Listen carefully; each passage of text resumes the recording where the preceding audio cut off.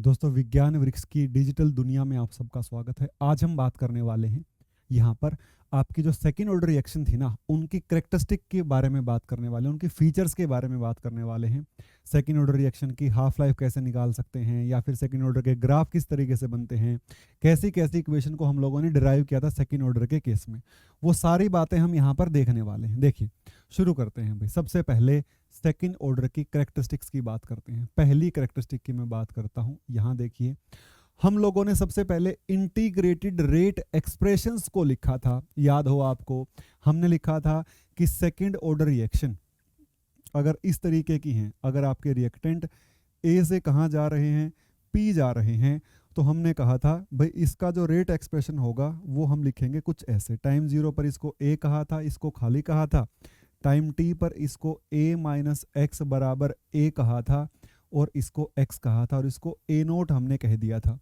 ठीक है, ऐसी सेकंड ऑर्डर रिएक्शन, मतलब ये सेकंड ऑर्डर रिएक्शन थी। हम बात कर रहे थे, अगर आपने हमारी ये वीडियो नहीं देखी है तो आप हमारी ये वीडियो ज़रूर जाकर देख लीजिएगा। सेकंड ऑर्डर के ऊपर एक सेपरेट वीडियो पड़ी हुई है जिसमें मैंने आपको डेरिवेशन करना सिखाया है। दो वीडियो हैं दोस्तों।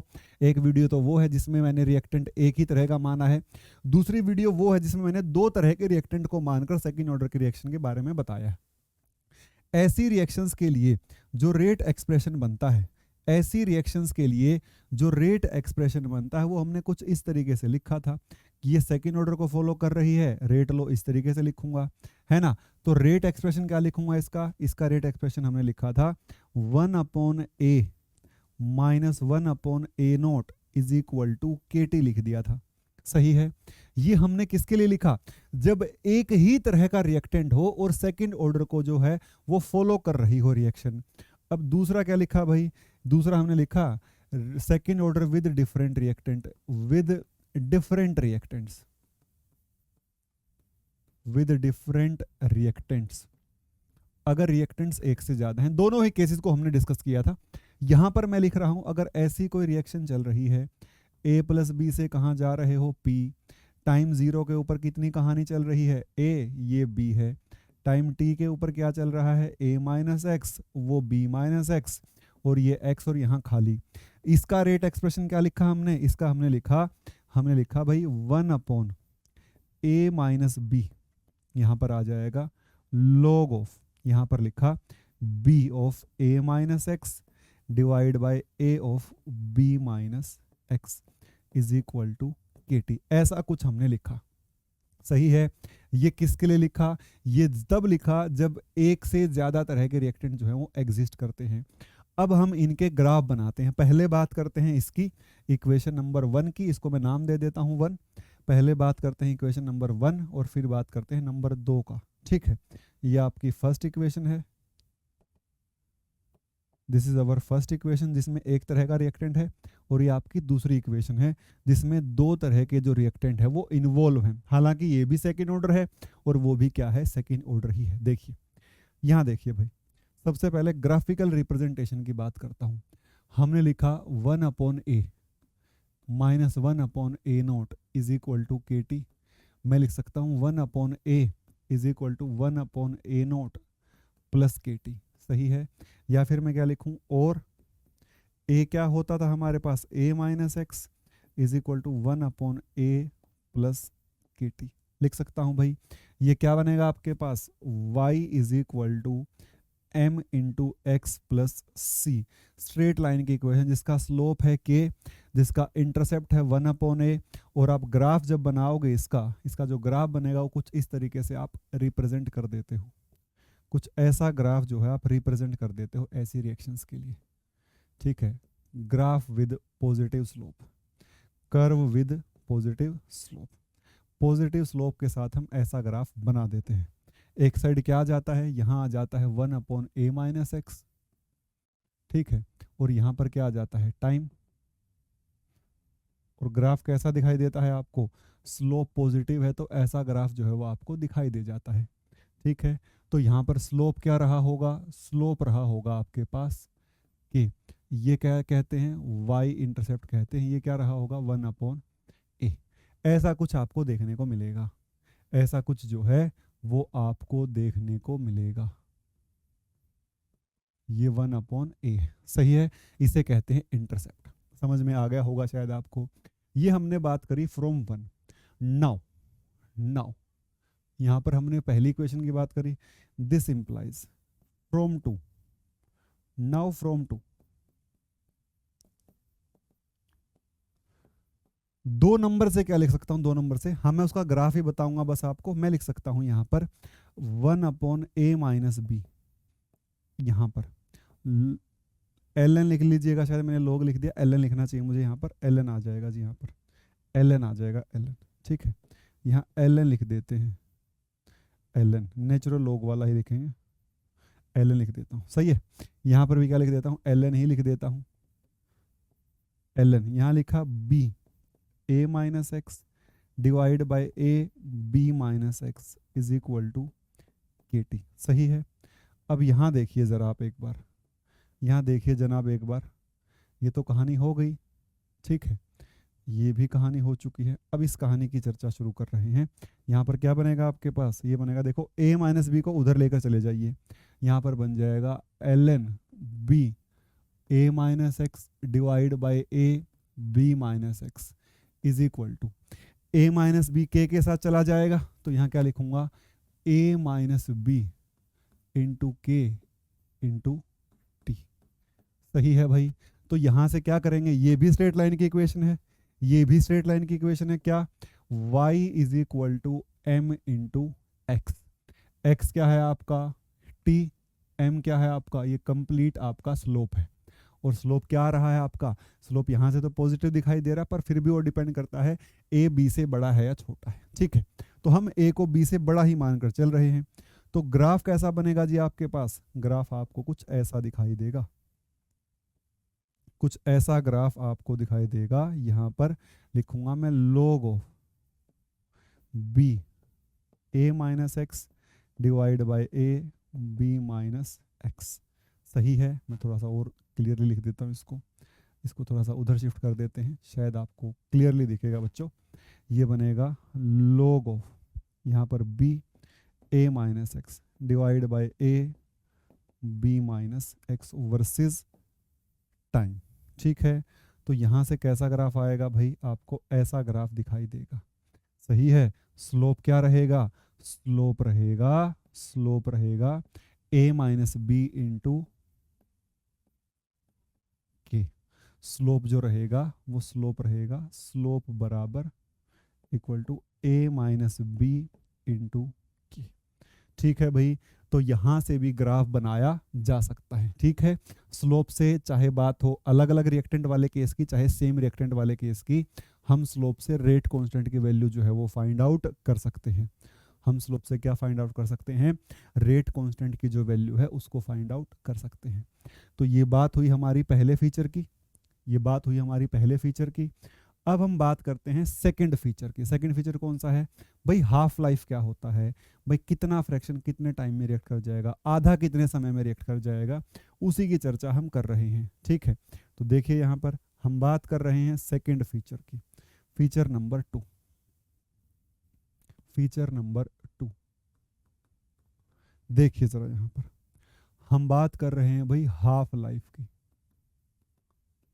हाफ लाइफ टाइम, मतलब हम टी हाफ की बात कर रहे हैं, ठीक है। हमें पता है हाफ लाइफ क्या होता है, हाफ लाइफ हमारे पास होता है वो समय जिसके बाद आधा रिएक्टेंट बच जाए या फिर आधा रिएक्टेंट प्रोडक्ट में कन्वर्ट हो चुका हो, the time in which, the time in which, the time in which, in which half of reactant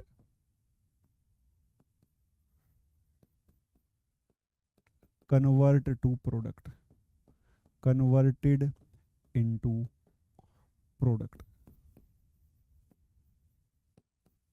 that is half of reactant remain, half of reactant क्या हो जाए, बच जाए, remains, सही है। तो यहाँ पर क्या कहना चाहता है, वो समय जितने समय के बाद आधा रिएक्टेंट बच जाए उसे हाफ लाइफ टाइम कहा जाता है। यहाँ क्या लिखता हूँ, at t is equal to t half, जो a माइनस एक्स है वो a/2 हो जाता है, या फिर आप क्या लिखते हैं, या फिर आप लिखते हैं और जो a है वो a0/2 हो जाता है। मतलब जो बचा हुआ कंसंट्रेशन है वो इनिशियल का आधा ही बच जाता है। सही है भाई। अब हमारे पास क्या था, हमारे पास जो सेकंड ऑर्डर की रेट इक्वेशन थी वो कुछ ऐसी थी, kt is equal to 1/a-x-1/a। ये कहाँ से लिखी भाई, इसका हमने डेरिवेशन किया था, ये रही यही इक्वेशन, या फिर आप समझिए ये रही यही इक्वेशन, यही लिखी हुई है। ठीक है, इसका हमने डेरिवेशन किया था। अब यहाँ पर क्या लिखूंगा, k इंटू टी हाफ। जैसे ही मैंने टी हाफ लिखा तो a माइनस एक्स को क्या पुट करना होगा, a/2 पुट करना होगा। ठीक है, तो यहाँ पर बच्चों मैं क्या पुट कर दूंगा, a/2 पुट कर दूंगा। ठीक है, वो 2 ऊपर चला जाएगा, 1/a आ जाएगा। k इंटू टी हाफ कितना आ जाएगा, देखो 2/a में से 1/a गया, 1/a बचेगा, तो यहाँ पर आ जाएगा 1/a। सही है, तो टी हाफ क्या आ जाएगा, टी हाफ आ जाएगा 1/a इंटू के। वेरी इंपॉर्टेंट रिलेशन, मतलब सेकंड ऑर्डर के लिए जो हाफ लाइफ है वो क्या करती है, वो इनिशियल कंसंट्रेशन के साथ इनवर्स रिलेशन रखती है। तो यहाँ पर मैं क्या कह सकता हूँ, this implies for second order reaction T half is inversely proportional to 1 upon initial concentration। मतलब अगर इनिशियल कंसंट्रेशन डबल हो जाएगी तो हाफ लाइफ आधी हो जाएगी, अगर इनिशियल कंसंट्रेशन आधी हो जाएगी तो हाफ लाइफ भी डबल हो जाएगी। समझ में आ गया, ये मुझे यहाँ से पता चल रहा है। तो यहाँ पर बात मैंने किसकी करी, यहाँ पर बात मैंने करी भाई सेकंड फीचर की। ठीक है, ध्यान से देखिए, पहले फीचर में हमने दो बातें सीखी भाई, जितनी भी सेकंड ऑर्डर की रिएक्शन है ना वो या तो फर्स्ट इक्वेशन को फॉलो करेंगी या फिर वो सेकंड इक्वेशन को फॉलो करेंगी। और जब मैं उनके ग्राफ बनाकर देखूंगा ना तो वो ग्राफ आपको इस तरीके से दिखाई देंगे। फिर मैंने किसकी बात करी, फिर मैंने बात करी दोस्तों हाफ लाइफ की। भाई कितना fraction, half of the fraction remain होने में कितना समय लगेगा, 1/ak का समय लगेगा। ठीक है, मतलब कितना फ्रैक्शन बच रहा है वो किसके प्रोपोर्शनल है, 1 इनिशियल कंसंट्रेशन के प्रोपोर्शनल है। सही है, अब आगे बढ़ते हैं, आगे बात करते हैं जो सेकंड ऑर्डर का रेट कांस्टेंट होता है उसकी यूनिट क्या होती है। आगे बढ़ने से पहले देखिए, भारत में पहली बार बीएससी का कंप्लीट सेमेस्टर का कोर्स विज्ञान वृक्ष ऐप के ऊपर अवेलेबल है। जैसे मैं आपको पढ़ा रहा हूं ऐसे ही एक कंप्लीट सेमेस्टर कोर्स विज्ञान वृक्ष ऐप के ऊपर अवेलेबल है। आप जाकर उस कोर्स को बाय कर सकते हैं, चाहे आपका कोई भी सेमेस्टर चल रहा हो, आपका कंप्लीट सेमेस्टर का कोर्स आपको वहां पर अवेलेबल होगा। उसका प्राइस इतना कम होगा, इतने में आपकी एक सेमेस्टर की एक सब्जेक्ट की बुक आती होगी, जैसे कि फिजिकल केमिस्ट्री की एक सेपरेट बुक में जितना पैसा लगता होगा उतने में आपको कंप्लीट सेमेस्टर का कोर्स मिल जाएगा, वो भी वीडियोस के साथ, कंटेंट पीडीएफ के साथ। ठीक है, सारी चीज़ें आपको वहाँ से देखने को मिल जाएंगी। आप एमएससी करने की सोच रहे हो तो आपके लिए हमारे पास CUET पीजी का भी जो कोर्स है वो अवेलेबल है। और अगर आप और बहुत अच्छे तरीके से हायर एजुकेशन में जाना चाहते हैं तो आपके लिए हमारे पास IIT जैम के भी जो कोर्सेज हैं वो अवेलेबल है। ठीक है, IIT जैम का एक पेपर होता है जिसमें आप अपीयर होके IIT से MSc कर सकते हैं, जिसमें आपकी रैंक अच्छी आती है तो आप IIT से MSc करने का मौका आपको मिलता है। MSc के विद्यार्थियों के लिए हमारे पास CSIR नेट और IIT गेट के जो कोर्सेज हैं वो भी अवेलेबल हैं। ठीक है, तो आप हमारे ऐप को जरूर डाउनलोड कर लीजिएगा, ऐप का जो लिंक है वो आपके डिस्क्रिप्शन में दिया हुआ है। ठीक है, चलिए आगे कंटिन्यू करते हैं। हम बात कर रहे थे किसकी, तीसरे फीचर की। थर्ड फीचर क्या है हमारे पास, रेट कांस्टेंट की यूनिट। देखिए भाई यहां पर बात कर रहा हूं units of rate constant. Rate constant की यूनिट क्या होंगी, देखिए भाई हम क्या लिखते थे, हमें पता है कि K is equal to concentration की पावर 1 - n, और यहाँ पर क्या, टाइम का इनवर्स। ठीक है, यहाँ पर n की वैल्यू कितनी है, 2, तो K की यूनिट क्या बनेगी भाई, कंसंट्रेशन की पावर 1 - 2 टाइम का इनवर्स। कंसंट्रेशन क्या होता है, मोल पर लीटर, तो K क्या होगा, K होगा मोल पर लीटर की पावर -1 और यहाँ पर सेकंड इनवर्स। के की जो यूनिट होगी, दिस इंप्लाइज के इज इक्वल टू, यहाँ पर आ जाएगा लीटर पर मोल पर सेकंड, ये बनेगा लीटर पर मोल पर सेकंड। और क्या लिख सकता हूँ, और लिख सकता हूँ मैं कुछ ऐसा, के इज इक्वल टू, जो के है वो बनेगा डेसीमीटर क्यूब पर मोल और पर सेकंड। मैंने ऐसा क्यों लिख दिया, क्योंकि जो 1 लीटर है वो 1 डेसीमीटर क्यूब के ही बराबर होता है। जो 1 लीटर है वो 1 डेसीमीटर क्यूब के ही क्या होता है, बराबर होता है। तो ये जो है ये आपकी सेकेंड ऑर्डर की जो रिएक्शन होती है उसकी फीचर्स थी, उसकी करेक्टरिस्टिक्स थी, उसके ट्रेट्स कह लीजिए, उसकी फीचर्स कह लीजिए, कुछ भी कह लीजिएगा, ये सब मैंने आपको उसके बारे में बताया है। सेकेंड ऑर्डर के बारे में एक और अलग से भी वीडियो आपको मैं बताऊंगा, जिसमें जैसे फर्स्ट ऑर्डर में कुछ स्पेसिफिक एग्जांपल थे, जैसे डिकम्पोजिशन का एग्जांपल था कि भाई कैसे मैं कंटेनर के प्रेशर से क्या बता सकता हूँ, फर्स्ट ऑर्डर को फॉलो करने वाली रिएक्शन का रेट कांस्टेंट बता सकता हूँ।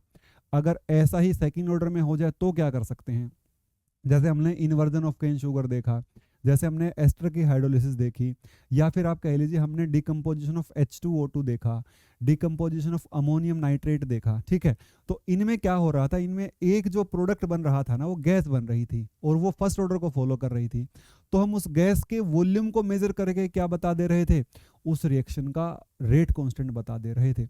ऐसा ही एक स्पेसिफिक एग्जांपल की वीडियो आपको हमारे यूट्यूब चैनल या हमारी ऐप के ऊपर मिल जाएगी, तो आप उसको भी जरूर जाकर देखिए भाई कैसे सेकंड ऑर्डर की जो रिएक्शन होती है उसको भी हम उसी तरीके से पढ़ सकते हैं जैसे फर्स्ट ऑर्डर को पढ़ सकते हैं। बस वहां पर जो इक्वेशंस हैं वो बदल जाएंगी, वहां पर लॉग वाली इक्वेशन यूज हो रही थी, यहाँ पर सिंपल वाली जो इक्वेशन है वो यूज हो जाएगी। और दोस्तों अगर आपको हमारी ये वीडियो बहुत अच्छी लगी है तो आप इसको लाइक कर दीजिएगा, चैनल को सब्सक्राइब कर दीजिएगा, और डिस्क्रिप्शन में जो टेलीग्राम चैनल का लिंक दिया है आप उसको जाकर भी ज़रूर हमें फॉलो कर लीजिएगा। Thank you so much. अपने दोस्तों को शेयर करना ना भूलें।